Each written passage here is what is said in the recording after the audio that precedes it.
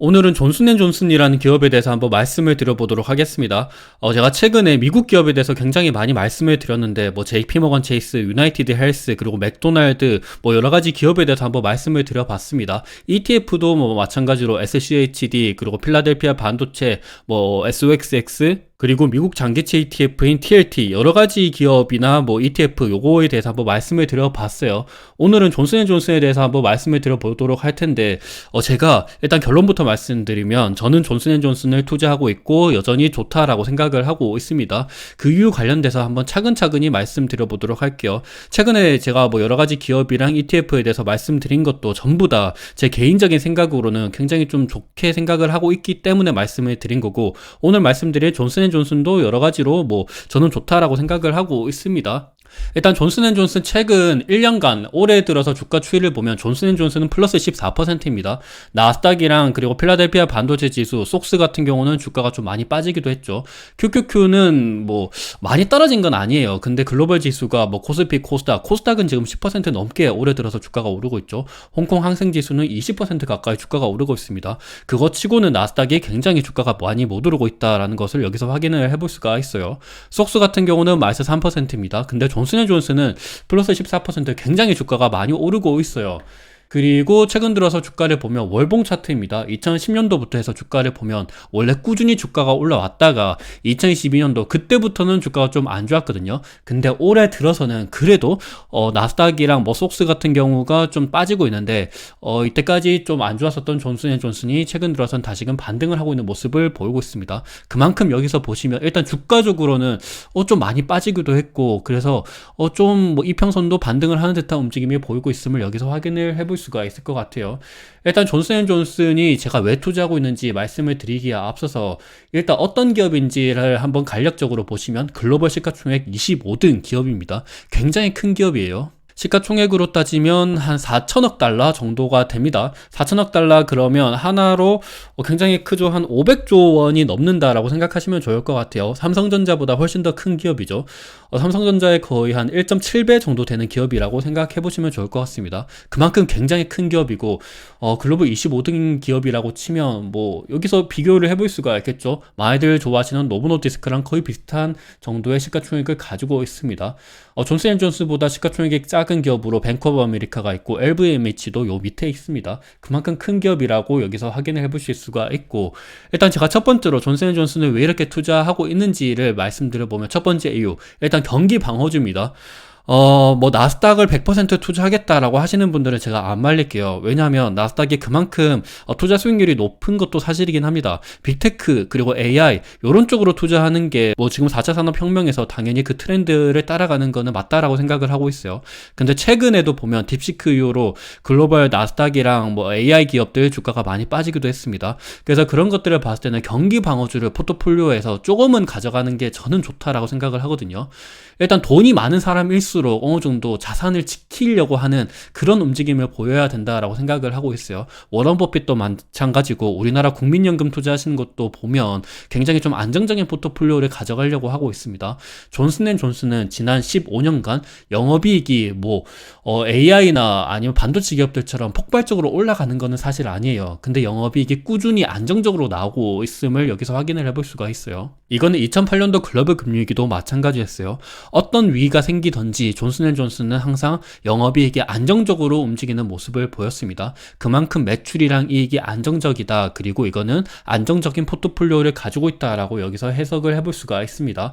그리고 영업이익률을 보시더라도 한 20%대 정도를 왔다 갔다 하는 움직임을 보이고 있어요. 최근 들어서는 약가인하 정책, 그리고 중국의 의약품 공급망을 좀 배제시킨다 이런 것 때문에 좀 마진율이 떨어지긴 했지만, 그래도 지난 15년간 영업이익률은 한 20%대 정도를 왔다 갔다 하는 움직임을 보이고 있습니다.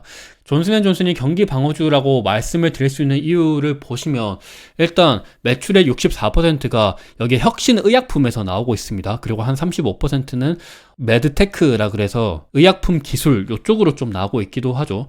이게 보면 의약품이라는 게 우리나라에서는 굉장히 좀 한방을 노리는 바이오 기업들이 많거든요. 근데 미국의 머크나 에브비나 존슨앤존슨, 화이자 이런 기업들을 보면 혁신 의약품을 굉장히 많이 가지고 있습니다. 거기서 나오는 캐시카우를 바탕으로 해서 이게 주주 환원도 많이 해주고 있거든요. 그래서 좀 경기 방어주라고 얘기를 하는 이유이기도 합니다.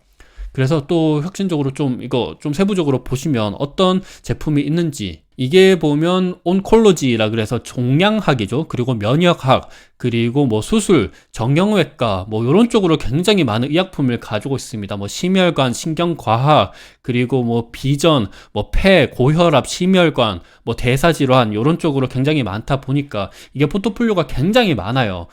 최근 들어서 보면 노보노디스크 같은 경우는 비만 치료제가 거의 대부분이죠. 그리고 일라이릴리 같은 경우는 물론 포트폴리오가 다양하긴 한데 비만 치료제가 최근 들어서는 가장 좀 앞선 제품으로 평가를 받고 있습니다. 근데 존슨앤존슨은 어떤 하나에 치우쳐져 있지가 않고 여러 가지 의약품을 가지고 있어요. 대표적으로 가장 유명한 게 스텔라라 자가면역질환 치료제죠. 뭐 크론병이나 아니면 궤양성 대장염 그쪽으로 치료를 할 수 있는 치료제입니다. 굉장히 이 시장 자체가 커요.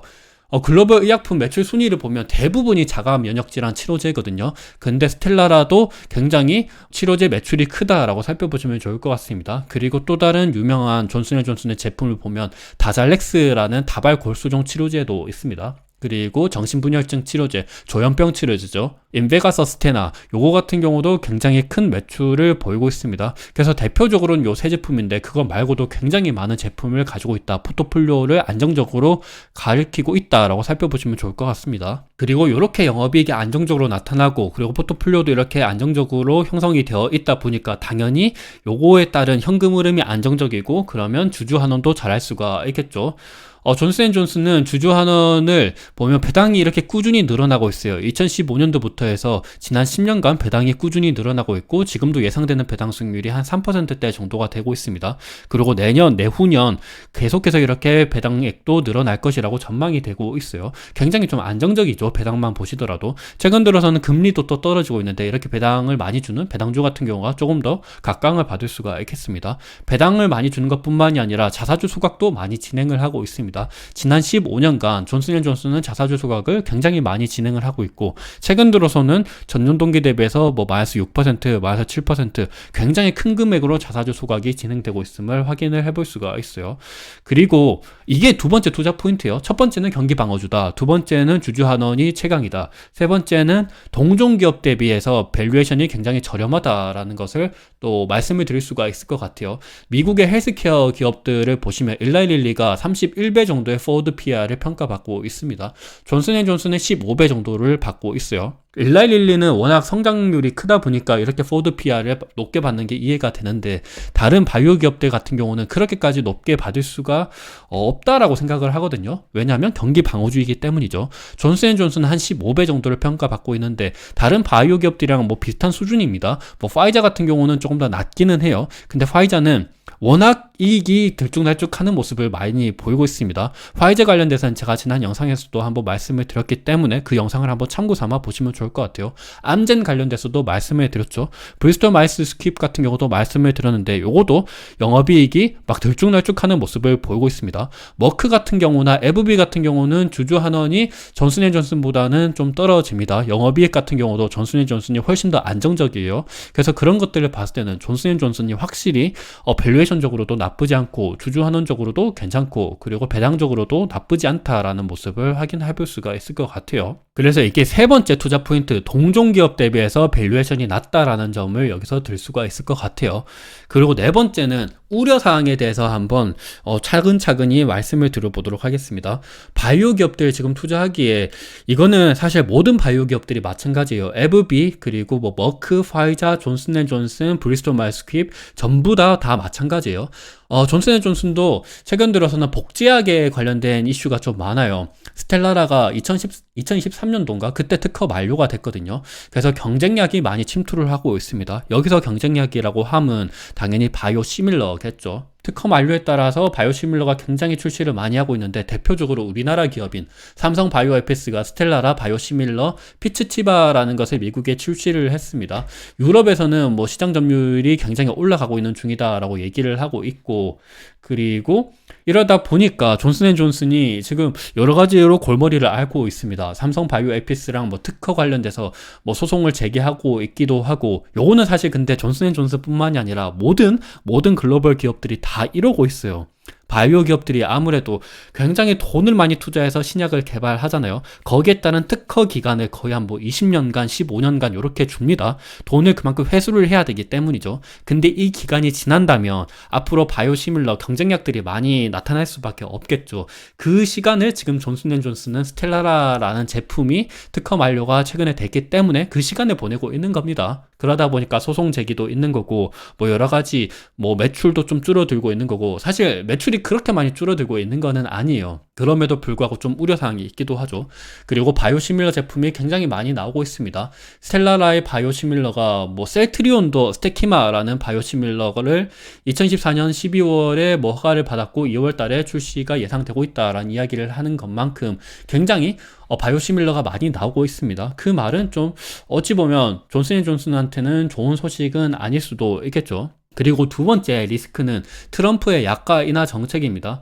트럼프가 약가를 인하시킨다라고 하면 당연히 약을 만드는 존슨앤존슨한테는 안 좋을 수가 있겠죠. 내가 약을 파는데 그 약값을 낮춰래. 그러면 당연히 매출액이 줄어들 수가 있습니다. 그래서 요거에 따른 또 리스크도 있기도 해요. 그리고 트럼프는 약가 인하 정책을 밀기 위해서 바이오시밀러를 밀고 있기도 합니다. 바이오시밀러가 동종 오리지널 의약품 대비해서는 훨씬 더 가격이 저렴하거든요. 그래서 트럼프는 미국 국민들한테 지지를 받아야 되잖아요. 그래서 약가 인하 정책을 추진하는데 바이오시밀러를 많이 밀고 있기도 합니다. 그러다 보니까 바이오시밀러 기업들의 주가가 최근 1년간 굉장히 많이 오르기도 했어요. 삼성바이오로직스 플러스 44%입니다. 최근 1년간 코스피가 거의 많이 못 올랐죠. 그럼에도 불구하고 삼성바이오로직스는 굉장히 주가가 많이 오르고 있어요. 론자 같은 경우는 플러스 23%, 스위스의 CDMO 기업이죠. 굉장히 주가가 많이 오르고 있습니다. 그리고 트럼프의 이런 정책은 최근 들어서는 유나이티드 헬스와 같은 보험 기업에도 영향을 미치고 있는데, 최근에 유나이티드 헬스의 CEO가 미국 한복판에서 총격을 받고 사망을 한 사건이 있었습니다. 미국 한복판에서 이렇게 사망을 했는데도 불구하고 유나이티드 헬스에 대한 시민들의 좀 정서는 안 좋아지고 있어요. 그러다 보니까 정부도 유나이티드 헬스를 막 때리고 있습니다. 시민들이 안 좋아하는데 정부도 당연히 시민들의 의견에 반박을 하면 정권이 교체될 수가 있겠죠. 그래서 유나이티드 헬스의 메디케어 과다 청구에 대해서 법무부 조사로 주가가 많이 떨어지고 있는 모습을 보이고 있기도 합니다. 유나이티드 헬스의 주가를 보시면 굉장히 많이 올라오기도 했어요. 근데 최근에 주가가 좀 떨어지고 있기도 합니다. 그래서 제가 지금 말씀드리고 싶은 내용은 요런 특허 만료, 그리고 트럼프의 약가 인하 정책, 그리고 트럼프가 뭐 보험 기업도 마찬가지고 제약사도 마찬가지고 좀 때리려고 하는 움직임이 보이면 당연히 존슨앤존슨한테 안 좋은 게 아니야 라는 그런 생각을 할 수도 있는데, 근데 저는 다르게 생각을 하고 있습니다. 존슨앤존슨의 특허 만료 같은 경우는 존슨앤존슨이 기술 개발을 굉장히 많이 지속을 하고 있어요. 존슨앤존슨도 사실 가만히 있는 게 아니에요. 바이오 시밀러 기업들도 이렇게 기술을 개발해서 새롭게 복제약을 만들고 있는데, 기존 의약품을 만드는 존슨앤존슨도 가만히 있지를 않습니다. 당연히 기술 개발을 하고 있어요. 존슨앤존슨도 SC 제형이라고 얘기를 하죠. 최근 들어서는 우리나라 알테오젠 때문에 SC 제형에 대해서 많이들 알고 계신데, SC 제형이 피하 지방, 직접 집에서 이렇게 피하 주사, 이 주사를 가지고 직접 집에서 꽂을 수 있는 그런 의약품을 또 개발을 하고 있습니다. 보면 투약 시간을 6시간이었는데 이거를 5분 줄인 리브리란트, 그거 SC를 뭐 EU 승인을 앞두고 있고, 그리고 궤양성 대장염 그거 관련돼서도 트램피어 SC 제형 그것도 개발을 하고 있음을 여기서 확인을 할 수가 있어요. 요것뿐만이 아니라 사실 특허 만료 관련된 일은 늘 있는 일이고, 그거 관련돼서 기술 개발이 계속 지속되고 있고, 기술 개발을 해서 또 신약을 개발하면 그만큼 또 주가도 오르고 배당도 오르고 주주환원도 늘어나고, 요런 게 계속 반복되고 있거든요. 그래서 단순히 특허 만료가 된다라고 해서 무조건 안 좋다라고 볼 수 있는 것도 아닙니다. 그리고 트럼프 행정부가 아무래도 약가 인하 정책을 때린다고 하지만 자국 기업을 죽일 수는 없어요. 트럼프 행정부가 지금 얘기하는 게 약가 인하 정책뿐만이 아니라 미국 중심으로의 공급망을 재편하겠다라는 이야기를 하고 있습니다. 근데 자국 기업을 죽인다? 이런 거는 말도 안 되기도 합니다. 당장은 지금 미국 국민들한테 좀 뭐 지지도 받고 이러기 위해서 약가 인하 정책을 때리고 있기는 하지만, 그래도 장기적으로는 미국의 제약사들을 계속 끌어올리고 있습니다. 지금 법인세 인하하는 것만 보더라도 그런 거를 대충 좀 알고 있을 수도 있겠죠. 그리고 기술 개발 관련돼서 지금 존슨앤존슨의 스텔라라랑 다잘렉스의 글로벌 매출을 보면 굉장히 큽니다. 다잘렉스 같은 경우가 글로벌 매출이 한 3조 6천억 원, 그리고 스텔라라의 매출이 한 4조 원 정도 됩니다. 근데 이게 진짜 큰 수치거든요.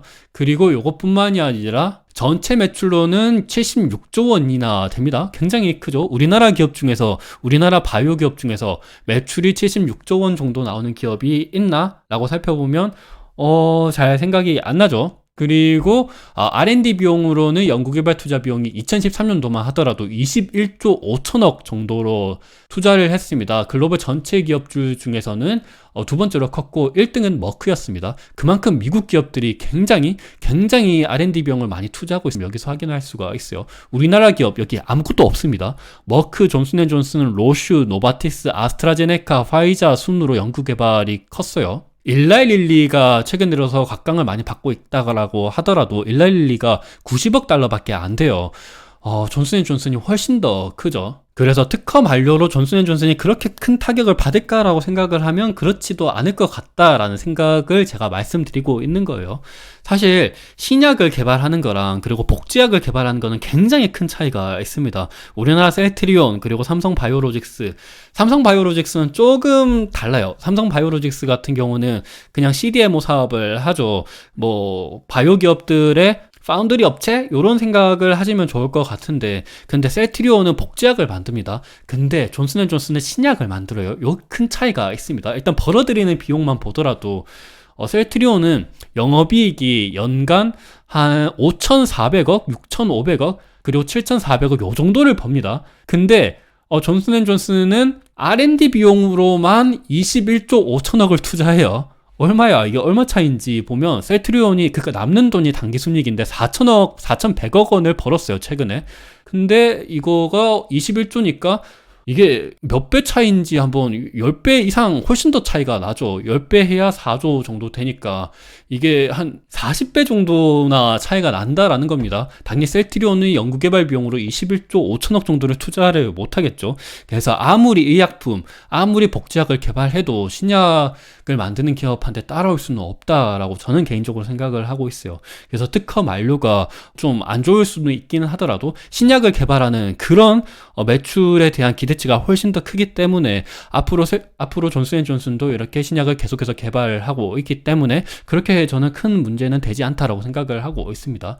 그리고 말씀드린 스텔라라 같은 경우는 지금 특허 만료가 돼서 바이오시밀러가 많이 개발이 되고 있다라는 이야기를 하고 있는데, 다잘렉스 같은 경우나 아니면 인베스카, 서스테나 같은 경우는 아직 특허 만료 기간이 많이 남았어요. 얘네들 같은 경우는 2029년, 2030년 정도를 이야기하고 있기 때문에, 그래서 저는 장기적으로는 뭐 나쁘지 않다라고 생각을 하고 있습니다. 오히려 이런 특허 만료보다는 최근 들어서 나타나는 경기 둔화, 경기 침체 요런 거에 대한 이슈 때문에 경기 방어주가 올라가고, 그리고 금리 인하에 따른 배당을 많이 주는 기업인 존슨앤존슨이 주가가 올라가는 게 더욱더 크다라고 생각을 하고 있습니다. 그리고 셀트리온뿐만이 아니라 삼성바이오로직스를 보더라도 삼성바이오로직스가 당기 순이익이 한 1조 3천억 정도가 나오고 있습니다.